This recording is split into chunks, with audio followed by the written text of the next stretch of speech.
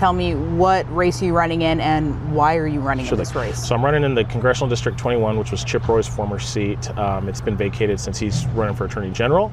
I jumped into the race because my background as an engineer and physicist, I realized that the challenges that we have ahead, we need someone that has that understanding. We've heard a lot about AI, we've heard a lot of data centers, H-1B visas. I've worked in big tech, I've worked for NASA, Microsoft, a couple other companies. I understand all of those on a level that a normal politician wouldn't understand them. And being 38, I realized we need a younger perspective on the challenges ahead for our country.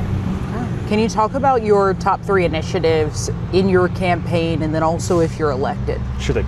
So the top 3 initiatives, if I'm elected, focusing on H-1B abuse. You have companies like USAA, Microsoft, Cisco, Amazon, and it's starting to filter into the smaller companies. They import foreigners into America, essentially, and they replace American workers. Amazon 2 weeks ago laid off 30,000 Americans and kept the visa workers here. College unemployment is for about 40%, whether you have an English degree or an engineering degree, and the youth of this country is really hurting. They want to work, they've gone to school, they've been told follow this path to be successful, and it's not there. So that's my number 1 initiative. Number 2 is focusing on, there is an expansion of AI. We've seen it with President Trump's initiatives, but we have to do it in a way that protects Texas water, protects the land. We have a lot of issues that if we just let this open expansion, whether it's power, whether it's water, it's going to affect and change the hill country in ways that most folks don't understand. And then number 3, focusing on what I've termed as like the scam centers, the call centers. A lot of my folks in the district, they're tired of getting the spam calls. They're tired of getting the spam texts. Even my wife's grandmother almost got scammed the other day by saying that they owed almost $2,000 or $3,000 to CPS, had to go to Walmart, go pay with a gift card. We need to put a stop to that, and it takes someone with a tech and an engineering perspective to focus on that. Okay. When there are 14 candidates in this election, how do you set your campaign apart from the other candidates, especially when one of them is backed by both the governor and the president? So that was one of the things I struggled with when I decided to jump in the race, but I realized there's been a shift over the past couple of years. Not only the youth are engaged, whether it was with Charlie Kirk or it was just a general, hey, I care about what's happening in the country, I can't afford a house, I want to have a family. We need fresh perspectives, and when we keep recycling the same old, that's where my campaign slogan came in, break the cycle. We have to break the cycle of career politicians. We have to break the cycle of business as usual, paid endorsements. And so what I've done is I took a tech perspective and I looked at it and I realized I may not have the money Mark does, but I'm very effective at what I've done in my career, and I applied that to building my own infrastructure. So we were able to keep our costs minimal, but still compete, whether it was on texting, ringless voicemail, a lot of the data side, to focus on the pockets that we found. And we've seen a lot of resonance with voters just being a typical person approaching folks. My wife and I are still renting. It's one of those things that most folks in their 20s and 30s understand more so than someone that's a multimillionaire. And can you talk about those hot topic issues that a lot of voters are focused on in terms of taxes, education, immigration, healthcare?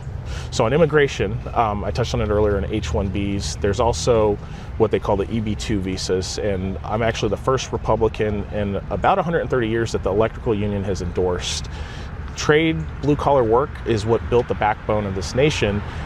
They're worried about the same type of effect that the visas that the government is just willy-nilly allowing to come in.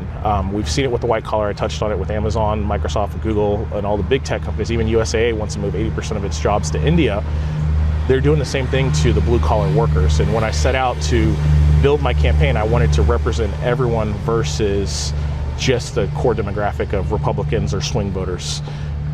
The middle class encompasses voters from all walks of life, and it really resonated well with the electrical union. I put a couple months in there just talking, getting to know the guys, understanding their fears, and when they really saw that it was genuine, they decided to jump behind me, and it was kind of cool to make history being, hey, President Trump got the Teamsters, I have the electrical union. Okay. When you're looking at the voter who's younger or voter who maybe doesn't want to sift through all the candidates that are on this ballot, can you talk about how you're reaching those voters? It's a lot of social media and a lot of what I've termed as AI is a tool. It's not a replacement for the American worker. So the other night we dropped a Game of Thrones themed video for the campaign, and it kind of introduced all the different candidates, for everyone from Mark to Kyle Sinclair, Weston Martinez, Heather. We were all in there, and we saw uptick on the traffic, and it was kind of something just to follow the social media trends. Everyone right now is watching A Night of the Seven Kingdoms on HBO, so understanding what resonates with the youth. And then once you get that hook of, hey, here's who I am, here's what I've done, then they're more apt to have that conversation of, you're relatable, you're in your 30s, you understand exactly what I'm fearing in my early or late 20s or in the 30s. Hey, this is what's going on and this is what I want to do, but I don't have those opportunities that I was told I would have. Okay. Is there anything else that you want to add that maybe people should know about your campaign? Sure thing. So go to my website, Rojas for Texas. So it's my last name, ROJAS, the number 4, Texas.com, and look at what's called my 21 promises for District 21. It essentially covers everything from education, energy, water, jobs, healthcare, focusing on everything. And it's clear promises that I outline very early on in the campaign of, these are my areas of focus and here's what I want to do. And then that's coupled with what we call the roadmap to success. Being a program manager at Microsoft, we had to have a very clear delivery schedule of ideas and work that had to be done over the 6 months, a year, 2 years out.